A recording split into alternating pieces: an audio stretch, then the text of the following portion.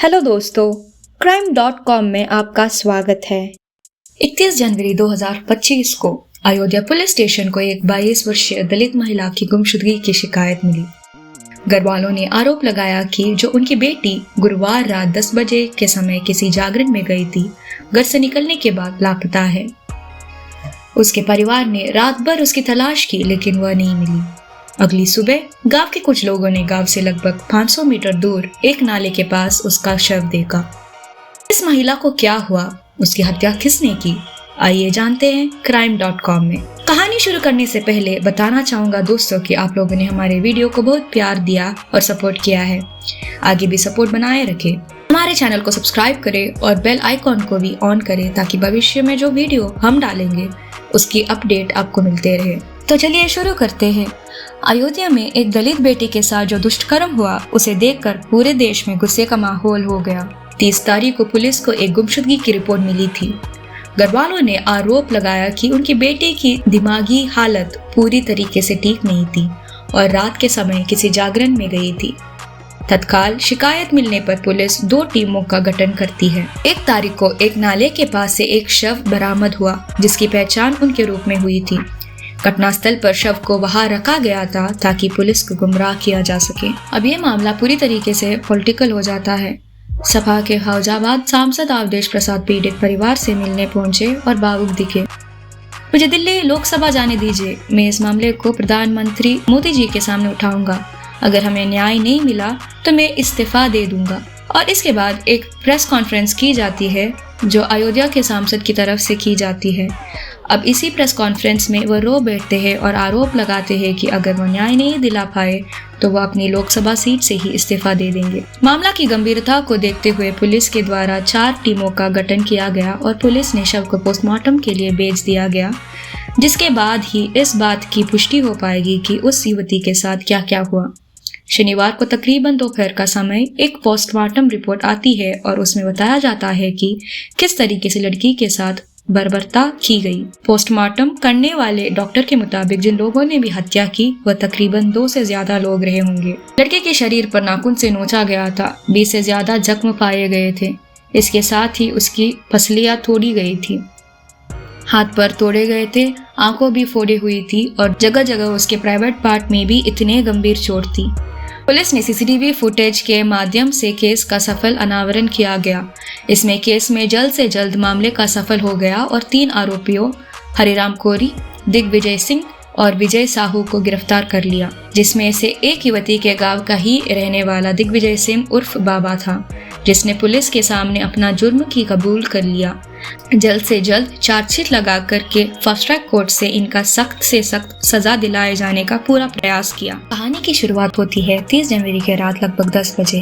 लड़की अपने घर भागवत कथा सुनने और इसके साथ ही वहाँ पर भंडारे में खाने के लिए निकलते हैं, लेकिन इसके बाद वो लौटती नहीं है।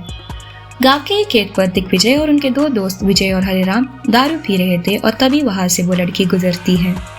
दिग्विजय की नजर उस 22 साल की लड़की पर पड़ती है और उसे फौरन कुछ महीने पहले उसके साथ हुए घटना के बारे में याद आ जाता है। दिग्विजय सिंह का 2 महीने पहले लड़की के भाई से कहा सुनी हुई थी, जिसे लेकर पुलिस भी आई थी और गांव का छोटा मोटा मामला था जिसमें सॉर्ट आउट कर लिया गया था। पुलिस के आने से वो बहुत गुस्से में थे और उन्हें बेइज्जती महसूस हुआ था और ये चीज उनको बार बार किल की तरह चुभ रही थी। और उस रात 30 जनवरी जब उनकी बहन वहां से गुजर रही होती है तो उनकी नज़र उस पर पड़ती है और वह 2 महीने पहले हुए पूरे इंसिडेंट उनकी आंखों के सामने आता है, जिसका गुस्सा वो उस लड़की पर उतारने वाला था और अपने अपमान का बदला लेने के बारे में सोचना लगता है। उसका पीछा करने लगता है। लड़की समझ जाती है क्योंकि जिस गांव में लड़की रहती थी उसी गांव में दिग्विजय सिंह भी रहता था। लड़की दिग्विजय को देखकर डर जाती है और वह खेत के रास्ते से ही भागने लगती है। दिग्विजय सिंह उसे पकड़ लेता है और वह उसे जबरदस्ती पकड़कर खेत में गिरा देता है। लड़की अपनी जान की भीख मांगती है, लेकिन दिग्विजय उनकी बात नहीं मानता। इतने में उसके दोनों दोस्त यानी विजय और हरिराम भी पहुंच जाते हैं। अब ये तीनों मिलकर लड़की पर वार करने लगते हैं। लड़की की सलवार कमीज का दुपट्टा उसके मुंह में डाल देते हैं और चुप करा देते हैं ताकि आसपास किसी को उसकी चीखें सुनाई ना दे। जागरण के दौरान शोर शराबा ज्यादा होने से लोगों को लड़की की चीख पुकार किसी को सुनाई नहीं दी।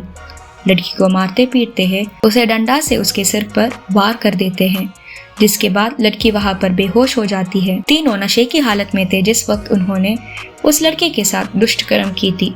लगभग 1 घंटे तक लड़की को नोचा गया था। उसके कपड़े उसके खून से लथपथ इधर उधर बिखरे हुए थे। बाद में जब लड़की की सांस चेक करते हैं तो पता चलता है कि लड़की की मौत हो चुकी थी। अब ये देखते ही तीनों डर जाते हैं और सोचते हैं कि अब क्या करें, और इस लड़की के डेड बॉडी को टिकाने की प्लान बनाते हैं। प्लान के मुताबिक लड़की के लाश खेत पर ही फेंक देते हैं और भाग जाने की सोचते हैं, पर अगर किसी को लाश के बारे में पता चल जाए तो हम पकड़े जाएंगे। इस पर इनके दिमाग में आता है कि 500 मीटर की दूरी में ही एक टेक्निकल कॉलेज है जो खाली रहता है, जिसकी फायदा उठाते हुए तीनों लड़की की लाश को खेत के रास्ते से ही घसीटते हुए अब टेक्निकल कॉलेज पहुंचते हैं और लाश वहीं पर डंप कर देते हैं और लौटने लगते हैं। फिर वो सोचते हैं कि अगर इस तरह से लाश बाहर रहेगी तो खेत के रास्ते अगर कोई आएगा जाएगा तो उसे पता चल जाएगा। अब ये तीनों फिर से लाश को ले जाते हैं टेक्निकल कॉलेज के टॉयलेट में। फिर उन्हें लगता है यहाँ से भी पकड़े जाएंगे। टेक्निकल कॉलेज से लगभग 200 मीटर दूर एक खेत के पास एक नहर है जहाँ पर लोग के आना जाना कम है। अब ये वहाँ से डेड बॉडी उठाते हैं और तीनों 200 मीटर की दूरी तय करते हैं। इसके बाद वो पहुँचते हैं नहर पर।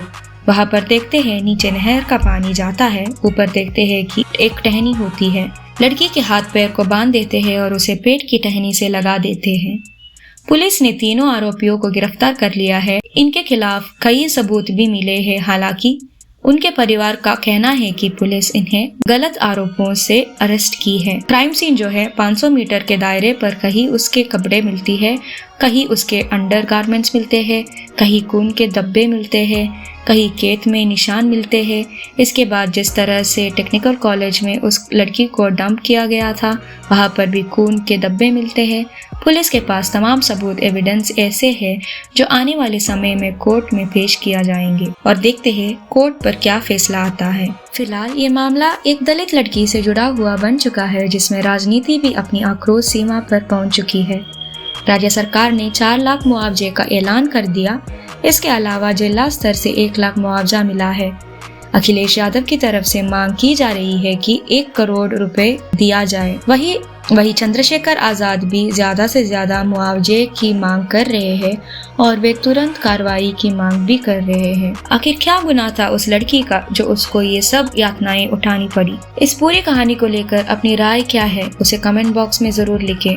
अगर आपको ये वीडियो पसंद आया हो तो कृपया इसे लाइक करें, शेयर करें और अगर आपने अब तक सब्सक्राइब नहीं किया है तो प्लीज़ हमें सपोर्ट करें और इस चैनल को सब्सक्राइब करें।